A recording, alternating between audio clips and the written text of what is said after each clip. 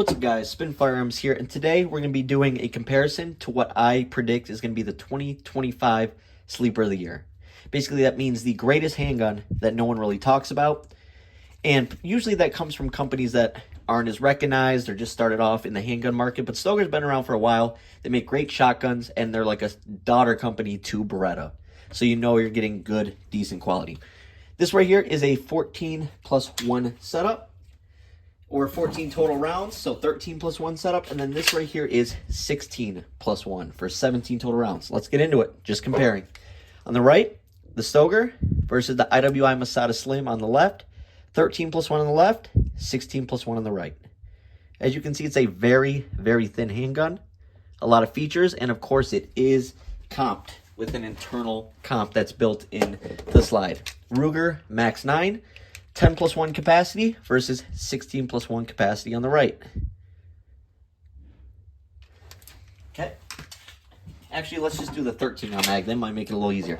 Taurus GX4, right? Both of these are budget-oriented options. I can see Stoeger having a rise to the top just like Taurus has. So we got 13 plus 1 on the right versus 11 plus 1 on the left. Overall length, pretty similar barrel length considering you get a integrated comp. GX2, basically a direct competitor minus the comp. Right here on the left, I believe that's 13 plus 1. Yes, it is. 13 plus 1 for the GX2 versus 13 plus 1 for the Stoeger. Stoeger's thinner, a tad bit shorter, obviously lighter, and yeah, very similar overall. Although I definitely prefer the Stoeger over that Taurus. Now here's the micro comp, or the micro compact from them on the left. That's 11 plus 1 versus 13 plus 1 on the right.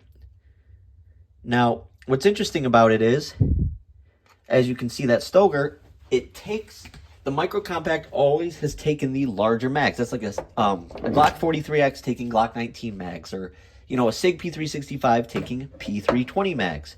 Therefore, right here, this Stoeger, it's thicker, heavier, even the full sizes, all that. This will take these mags. And obviously the compact version of this in full size, those mags will fit in the, thin line. So right here on the left is 10 plus 1 for the subcompact, and on the right is going to be 13 plus 1. So as you can see, it's much thinner overall, less bulky. A lot of people don't like the subcompacts. They like, stuff like this, a little bit bigger, to where you can get basically a full grip on the handgun, or at least 2.5 fingers, and so on. Right here, Hellcat Pro, basically a direct competitor. 15 plus 1 on the left versus 13 plus 1 on the right. Absolutely awesome. Unreal. Very similar size, very similar look, very similar profile. Then we have a Glock 23. That's going to be 13 plus 1 of 40, but if you consider it a Glock 19, it would be 15 plus 1 of 9 because they are the exact same size. So 13 plus 1 of 40 on the left, or 15 plus 1 of 9. Very similar in overall slide length, which is interesting, but once again, you are getting those integrated comps. Right here, Canik Meta MC9, 15 plus 1 versus 13 plus 1 on the right. Very similar in terms of length of mags, if you consider the extra 2 rounds that doesn't have. But yeah, very similar. Obviously, Canik has come out with a couple models that are meant to rival, stuff like this, and Max Macro. Shield Plus, 13 plus 1 versus the Stoeger Thin Line, 13 plus 1. A little bit shorter than the Shield Plus.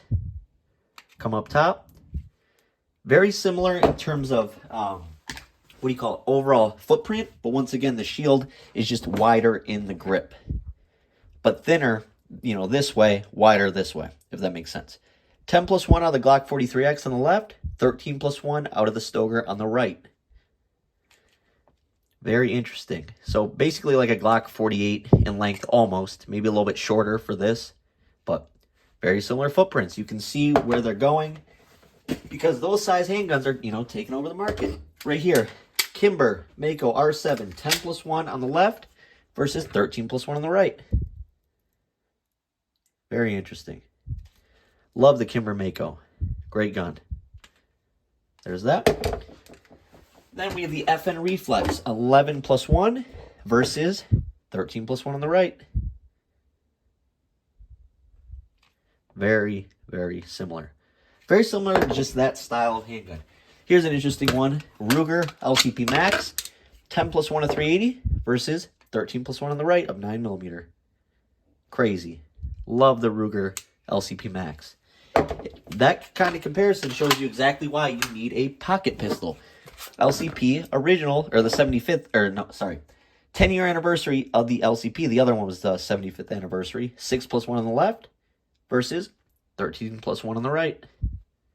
Very interesting.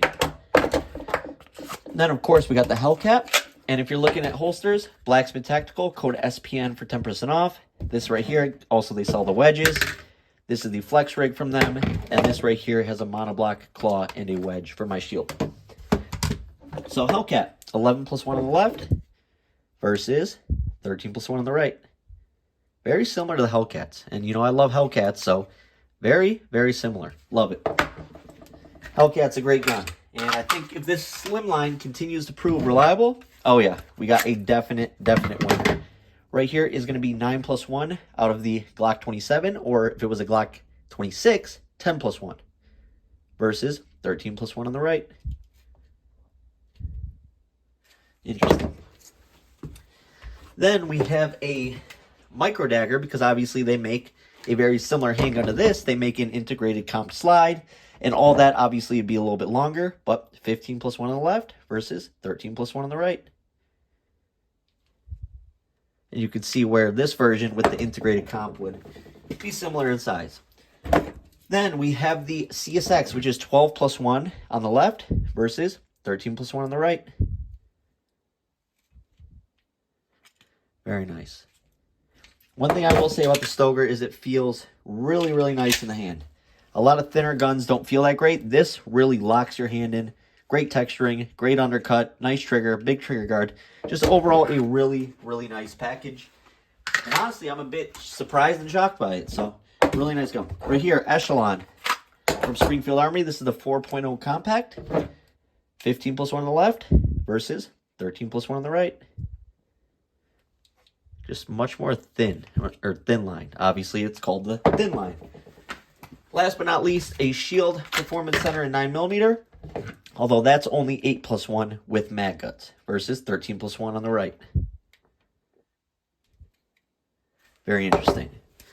So like I said, I think this handgun is going to be the sleeper of the year. And I think once people get to shooting it and realizing how great of a handgun it is, it's going to become more popular. A lot of people like the Stoeger series right now, and there's a reason for it. So stay tuned for the shooting review. Thanks for watching.